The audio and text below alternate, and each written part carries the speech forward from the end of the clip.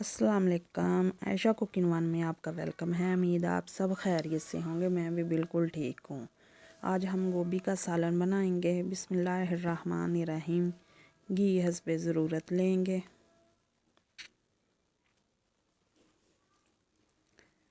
आधा चम्मच इसमें ज़ीरे का डालेंगे।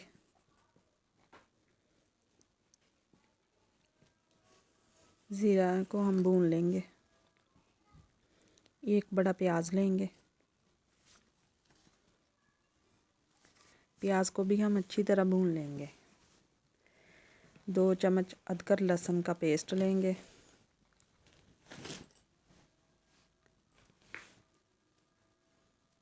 इससे भी 1-2 मिनट के लिए भून लेंगे। आधी चम्मच सूखा धनिया लेंगे।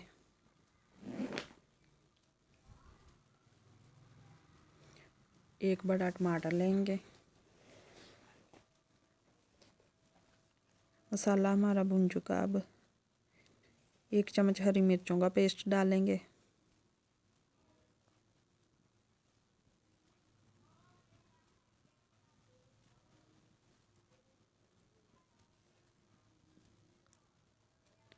एक चम्मच सुरख लाल मिर्चों का पाउडर, आधा चम्मच हल्दी, 1 चम्मच नमक।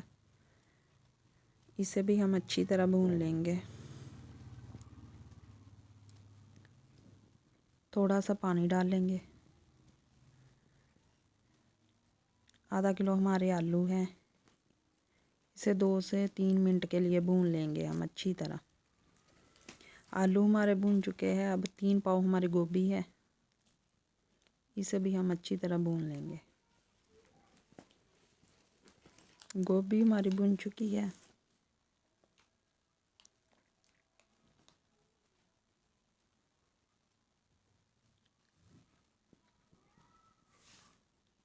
अब इसे हम ढक कर पकाएंगे, बिल्कुल धीमी आंच पर, दम वाली।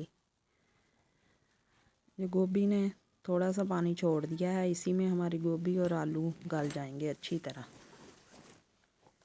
इसमें पानी बिल्कुल नहीं डालेंगे हम।